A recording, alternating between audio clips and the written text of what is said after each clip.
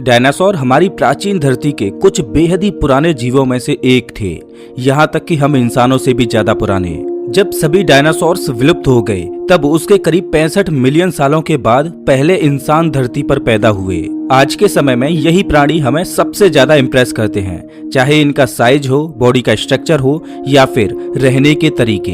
हर चीज हमें इनकी तरफ खींचती है और देखा जाए तो ऐसा होना भी चाहिए। डायनासोर से कुछ ऐसे बड़े जीव थे जिनके फॉसिल्स पृथ्वी के अंदर सेफली स्टोर हो पाए थे और जिनकी वजह से आज हम इन एक्सटिंक्ट हो चुके एनिमल्स के बारे में इतना कुछ जानते हैं। लेकिन क्या आपने कभी सोचा है कि डायनासोरों के भी पहले क्या हुआ करता था?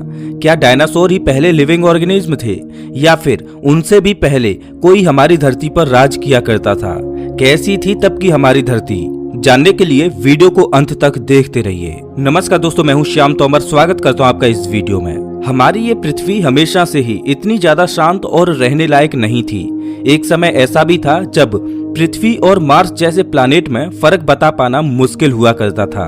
करीब 4 बिलियन साल पहले पृथ्वी पर पहले जीवन की उत्पत्ति हुई, लेकिन उसके केवल 1.5 बिलियन साल पहले ही पृथ्वी की रूपरेखा कुछ और ही थी। प्लैनेटरी एज के नजरिए से देखें तो उस समय हमारा ग्रह हाल ही में बहुत से धमाकों से गुजरा था। सोलर सिस्टम में अलग अलग चीजें बन रही थीं और इस वजह से कई रॉकी बॉडीज पृथ्वी से आकर टकरा रही थीं। उस वक्त हमारी पृथ्वी की क्रस्ट मोल्टेन मैग्मा से बनी हुई थी। कई सारी स्पेस बॉडीज से टकराने की वजह से ये क्रस्ट टूटने लगी। हालांकि इस घटना के केवल 1 बिलियन साल बाद ही कुछ ऐसी चीजें पैदा होने लगी जिन्हें हम जिंदगी के कण कह सकते हैं। उस वक्त में पृथ्वी का सरफेस बहुत ही स्मूथ था। जिन टेक्टोनिक प्लेट्स की वजह से आज बड़े बड़े पहाड़ बने हैं वो बिल्कुल सीधे थे और प्लैनेट का सरफेस बिल्कुल एक समान था। हमारे एटमॉस्फेयर में ऑलमोस्ट 0% ऑक्सीजन थी। इसके बजाय पृथ्वी पूरी तरह से वाटर वेपर और कार्बन से ढकी हुई थी। देखने वाली एक बात ये भी है कि उस वक्त में सूर्य का प्रकाश आज के मुकाबले बहुत ही कम था। कुछ एस्टिमेट्स ये कहते हैं कि उस वक्त सूर्य का प्रकाश आज के मुकाबले 30% कम था। ये कहना गलत नहीं होगा कि उस समय शायद हमारा प्लैनेट बहुत ही अंधेरी जगह थी। फिर भी ये बात इतनी ज्यादा साफ नहीं है क्योंकि हमारा चंद्रमा तब धरती से बहुत ज्यादा क्लोज हुआ करता था। इस वजह से एक दिन का समय करीब 10 घंटे लंबा हुआ करता था। चांद की वजह से जो टाइडल वेव्स हैं वो उस वक्त में 300 मीटर तक लंबे हो जाया करते थे। अब जैसे जैसे पृथ्वी ठंडी होने लगी, एटमॉस्फेयर में मौजूद पानी बारिश के रूप में गिरने लगा। पहले के वक्त में बारिश से गिरने वाला पानी बहुत ही खट्टा, सॉल्टी और गर्म हुआ करता था। अजीब बात यह है कि इस कंडीशन में प्रिमिटिव लाइफ फॉर्म ने जन्म लिया और फिर वहां से इवॉल्व करने लगे। उस वक्त में एनारोबिक ऑर्गेनिज्म ने जन्म लिया था। इन ऑर्गेनिज्म को सरवाइव करने के लिए ऑक्सीजन की जरूरत नहीं थी। उन्हें दूसरे सोर्सेज ऑफ एनर्जी की सहायता से सरवाइव करना था। एनारोबिक ऑर्गेनिज्म ने स्विम करना नहीं सीखा था, इसीलिए वो सबस्ट्रेट नाम की जगह पर रहा करते थे। ये एक ऐसी जगह होती है जहां ऑर्गेनिज्म अटैच हो जाती हैं और इवॉल्व करने लगती हैं। एक सबस्ट्रेट कोई लिविंग या नॉन लिविंग चीज भी हो सकती है। इस हार्श एनवायरनमेंट में भी लिविंग ऑर्गेनिज्म ने सरवाइव करना सीख लिया था। पृथ्वी तेजी से ठंडी हो रही थी और समुद्र का पानी ऊपर आ रहा था। धीरे धीरे सूर्य भी बड़ा होने लगा। कोस्टल एरियाज जहां पर लाइफ की उत्पत्ति हो सकती थी वो भी धीरे धीरे बड़े होने लगे। वहीं पृथ्वी पर जितने भी नदी और समुद्र थे उनमें अभी भी किसी भी तरह की रियल लाइफ नहीं थी। अगर कोई डाइवर उस वक्त में जाकर पानी में देखेगा तो उसे लिविंग ऑर्गेनिज्म के तौर पर बस सेडिमेंट्री रॉक्स जैसे कुछ स्ट्रक्चर्स दिखेंगे। इन रॉक्स की हाइट कई मीटर तक लंबी हो जाती थी और ये प्रीमोर्डियल माइक्रो ऑर्गेनिज्म से बनी थी। देखने वाली एक बात ये भी है कि उस वक्त में स्कैवेंजर्स नाम के जीव नहीं थे जो डेड ऑर्गेनिज्म को खाकर ओशियन को क्लीन कर सकें। इस वजह से बहुत से डेड ऑर्गेनिज्म सी फ्लोर पर करोड़ों सालों तक पड़े रहे और आज के समय में वो ऑयल फील्ड्स में बदल गए। करीब 3.5 बिलियन साल पहले ऐसे क्रिएचर्स का जन्म हुआ जिन्होंने पृथ्वी के रंग और रूप को बदल कर रख दिया। कुछ बैक्टीरियाज ने फोटोसिंथेसिस के प्रोसेस को सीख लिया जिससे ऑक्सीजन का प्रोडक्शन होता है। सिर्फ इस चीज से हमारी हिस्ट्री का one of the first global extinction हुआ। किसी भी एनारोबिक ऑर्गेनिज्म को जिंदा रहने के लिए ऑक्सीजन की जरूरत नहीं थी, इसीलिए समय के साथ जैसे जैसे ऑक्सीजन पैदा करने वाले बैक्टीरियाज का जन्म होने लगा, ये दूसरे ऑर्गेनिज्म एक्सटिंक्ट होने लगे। इसे द ग्रेट ऑक्सीडेशन इवेंट भी कहा जाता है। इस घटना के ज्यादा फॉसिल्स आज मौजूद नहीं हैं, लेकिन यह बात साफ है जिन एनारोबिक ऑर्गेनिज्म को बिलियन ईयर्स लग गए थे इवॉल्व होने में, वो पूरी तरह से एक्सटिंक्ट हो गए थे। हमारी पृथ्वी के एटमॉस्फेयर में मीथेन की मात्रा बहुत ज्यादा थी, इस वजह से टेम्परेचर भी बहुत ज्यादा हुआ करता था। लेकिन जैसे जैसे ये मीथेन कम होने लगी तो प्लैनेट का टेम्परेचर भी कम होने लगा। अंत में इसकी वजह से हुरोनियन ग्लेशिएशन आ गया, जो कि सबसे लार्ज स्केल का आइस एज था। ये करीब 300 मिलियन सालों तक लगातार चलता रहा।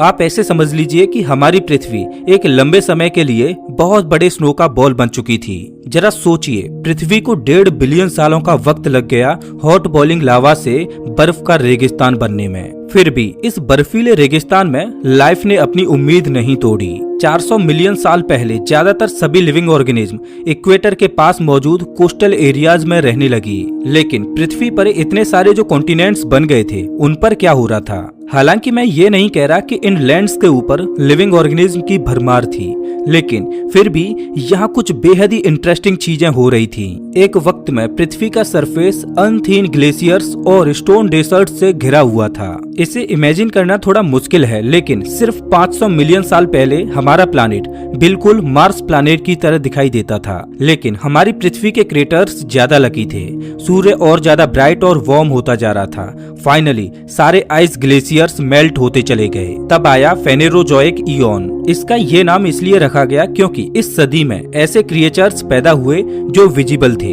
यानी कि इनको देखा जा सकता था। धीरे धीरे अलग अलग स्पीसीज इवॉल्व होती गईं और वहीं कुछ स्पीसीज एक्सटिंक्ट होती गईं। उस वक्त में आज की तरह कॉन्टिनेंट्स नहीं थे। तब एक बहुत बड़ा गोंडवाना नाम का कॉन्टिनेंट हुआ करता था, जो आज के Africa, south America, Antarctica, Australia, the Indian peninsula और दूसरे एरियाज से मिलकर बना था। 444 मिलियन साल पहले तक पृथ्वी पर कोई भी मेजर लाइफ फॉर्म इवॉल्व नहीं हो पाई थी। दुनिया के सबसे पहले प्लांट्स टाइडल एरियाज और रिवर्स के बीच उगने लगे। हालांकि मरीन लाइफ के क्रिएचर्स बहुत ही अलग तरीके से इवॉल्व कर रहे थे और नई नई स्पीसीज बन रही थी, लेकिन वो फिर भी ज्यादातर कोस्टल एरियाज में ही अपने आप को स्थित रखती थी। इसकी एक बहुत इंपॉर्टेंट वजह भी थी। समुद्र के अंदर के ज्यादातर ऑर्गेनिज्म फोटोसिंथेसिस से अपना खाना बनाने लगे थे और उस वक्त में पानी के 10 मीटर अंदर तक के एरिया में ही ये ऑर्गेनिज्म फोटोसिंथेसिस से सर्वाइव कर सकते थे। लेकिन आज के समय में ये ऑर्गेनिज्म 100 मीटर अंदर से भी फोटोसिंथेसिस की क्रिया को कर सकते हैं। सिर्फ इतना ही नहीं, 420 मिलियन साल पहले से लेकर 358 मिलियन साल पहले के बीच में पहले डीकंपोजर एनिमल्स पैदा हुए। इन ऑर्गेनिज्म ने डेड चीजों को खाना शुरू कर दिया। इसके बाद वाले पीरियड को कार्बोनिफ्यूरस कहा जाता है और ये 358 मिलियन साल पहले से लेकर 299 मिलियन साल पहले तक के बीच का पीरियड था। जब ये पीरियड शुरू हुआ था तब ट्रॉपिकल एरियाज का ज्यादातर इलाका ट्री फर्न से घिरा हुआ था। डेंस ट्रॉपिकल फॉरेस्ट्स में ट्रीज मास की तरह ग्रो नहीं कर रही थी, क्योंकि उस वक्त में लैंड पर कोई भी ऐसा डिकम्पोजर नहीं था जो वुड को खा सके। ज्यादातर पेड़ बहुत पुराने होकर खाली ट्रंक बन जाते थे। इस वजह से वो अपने अंदर के न्यूट्रिएंट्स को दूसरे इंपॉर्टेंट प्लांट्स में ट्रांसफर नहीं कर पाते थे। वो ऐसे ही पड़े रहते बिना डिके हुए। आप ऐसे समझ लीजिए कि इन डेड वुड का एक रेगिस्तान टाइप बन गया था जो डिकम्पोज नहीं हो रहा था। लेकिन एक तरह से ये इंसानों के लिए अच्छी खबर थी। आज के समय में वो जगह कोल की खदान बन चुकी हैं, जिनसे आज हमें बिजली मिलती है। ट्रॉपिकल एरियाज के अलावा दूसरे एरियाज में फंगी मोसेस और लिचेंस जैसी ऑर्गेनिज्म देखने को मिल रही थी। ये वो वक्त था जब तरह तरह की मछलियां सुंदर तरीकों से इवॉल्व कर रही थीं, लेकिन फिर भी ये मछलियां अब तक ओपन ओशियन में नहीं जा पाई थीं। एल्गाई जैसे जीवों ने तैरना नहीं सीखा था और सभी सी लाइफ फॉर्म्स कोस्टल एरियाज में ही रहना पसंद करती थीं। कार्बोनिफियस पीरियड के बाद आया पर्मियन पीरियड। ये करीब 299 मिलियन साल पहले शुरू हुआ था और करीब 252 मिलियन साल पहले खत्म हुआ था। दुनिया के पहले एम्फीबियंस यानी कि ऐसे जीव जो पानी और लैंड दोनों पर जिंदा रह सकते थे, उन्होंने हिम्मत करके जमीन को एक्सप्लोर करना शुरू कर दिया। प्लांट्स सब ट्रॉपिकल एरियाज तक फैल गए, लेकिन जब पर्मियन पीरियड खत्म हुआ तब करीब 96% मरीन स्पीसीज एक्सटिंक्ट हो गईं और 73% लैंड स्पीसीज की डेथ हो गई। ये one of the major global extinction था, जिसकी ठोस वजह आज तक कोई नहीं बता पाया है। पर्मियन पीरियड के बाद आया ट्राइएसिक एरा। ये मेसोजोइक पीरियड के अंदर आता है। इस पीरियड में लाइफ एक अलग ही लेवल पर पहुंच गई। लैंड एनिमल्स ज्यादा मात्रा में देखे जाने लगे। समुद्र के अंदर ब्लू ग्रीन कलर के एल्गाई पैदा हुए, जिन्हें एक जगह रहने की जरूरत नहीं थी। वे खुले समुद्र के अंदर जाने लगे। अब क्योंकि वो बहुत सी मरीन लाइफ का खाना था, तो उसके पीछे पीछे दूसरे बड़े बड़े ऑर्गेनिज्म भी ओपन सी में जाने लगे। मीसोजोइक एरा 250 मिलियन साल पहले शुरू हुआ था और 66 मिलियन सालों तक चला था। इसी पीरियड में सबसे फेमस एराज जैसे कि जुरासिक एरा और क्रीटेशियस एरा भी आए। आप बिल्कुल सही समझ रहे हो। इसी एरा में दुनिया के सबसे फेमस जीव डायनासोर पैदा हुए थे।